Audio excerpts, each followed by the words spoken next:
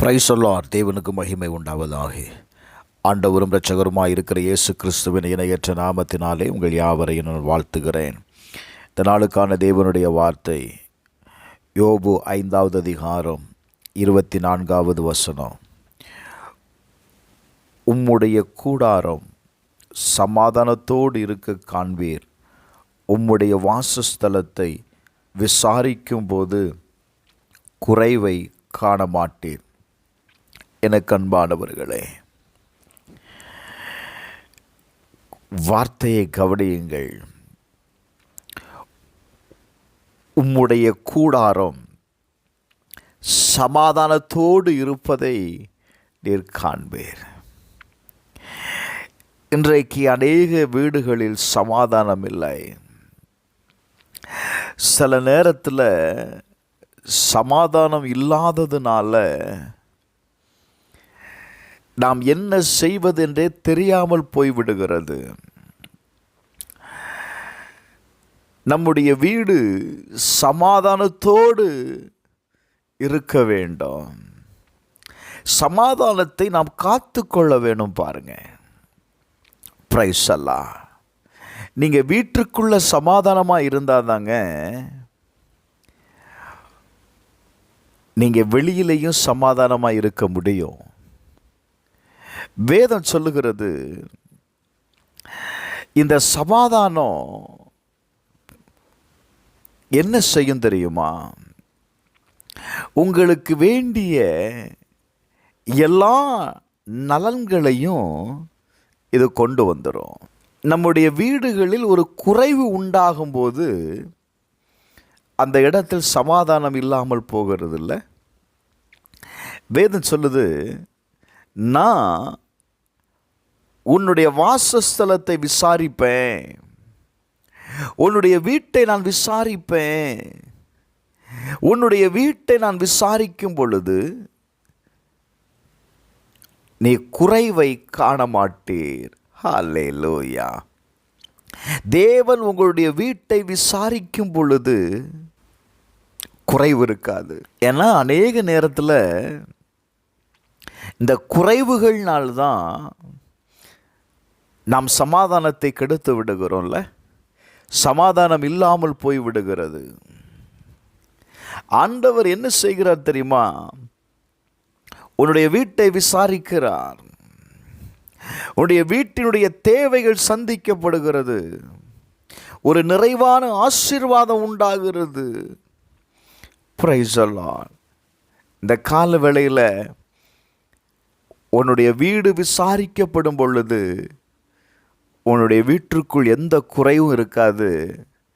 அதே நேரத்தில் சமாதானம் உண்டாகும்.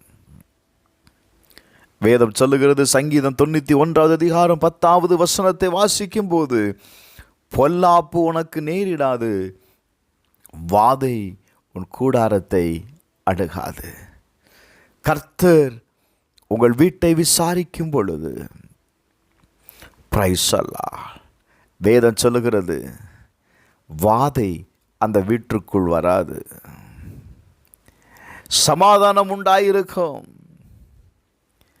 சங்கீதம் 121வது அதிகாரம் 7வது வசனம் சொல்லுகிறது, கர்த்தர் உன்னை எல்லா தீங்குக்கும் விலக்கி காப்பார், அவர் உன் ஆத்துமாவை காப்பாற்றுவார்.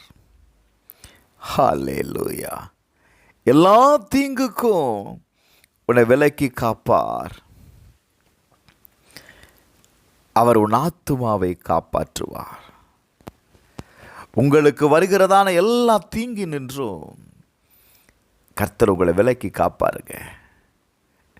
இப்படி சொல்லுவேன், எந்த சூழ்நிலையிலையும் சமாதானத்தை இழந்து போயிடாதுங்க. Glory to God. சங்கீதம் 25வது அதிகாரம் 13வது வசனத்தை வாசிக்கும் பொழுது, அவன் ஆத்துமா நன்மையில் தங்கும், அவன் சந்ததி பூமியை சுதந்திரித்து கொள்ளும். இந்த கால வேளையில் உங்களுக்கு ஒரு நன்மை உண்டாகும். உங்களுக்கு ஒரு நன்மை உண்டாகும். கர்த்தர் உங்களை விசாரிக்கும்படி, உடைய குடும்பத்தை விசாரிக்கும்படி, உடைய வீட்டை விசாரிக்கும்படி அவர் இறங்குகிறார். அவர் உங்களை விசாரிக்கும்படி பிரைஸ் அல்லாஹ் அவரை உங்களுடைய வீட்டிற்குள் அழைத்து கொள்ளுங்க.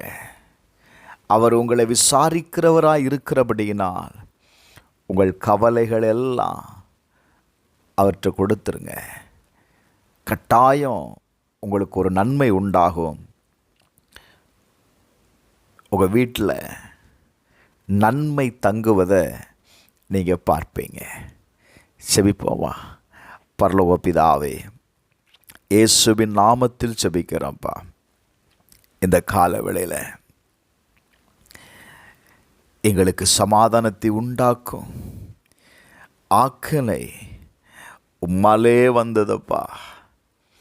நீர் எங்களை பூரண சமாதானத்துடன் காத்து கொள்ளுகிறீர். நாங்கள் சமாதானத்தை இழக்கும் பொழுது நன்மையை இழந்து விடுகிறோம். குடும்பத்தில் பிரச்சனைகள் கடந்து வருகிறது. எங்களுடைய குடும்பம் சமாதானத்தோடு இருக்க உதவி செய்யுங்கப்பா. எங்கள் குடும்பத்தை நீங்கள் விசாரிங்க. எங்கள் குடும்பத்தின் தேவைகள் சந்திக்கப்படட்டும். குறைவைகளெல்லாம் கர்த்தர் நிறைவாக்கும்.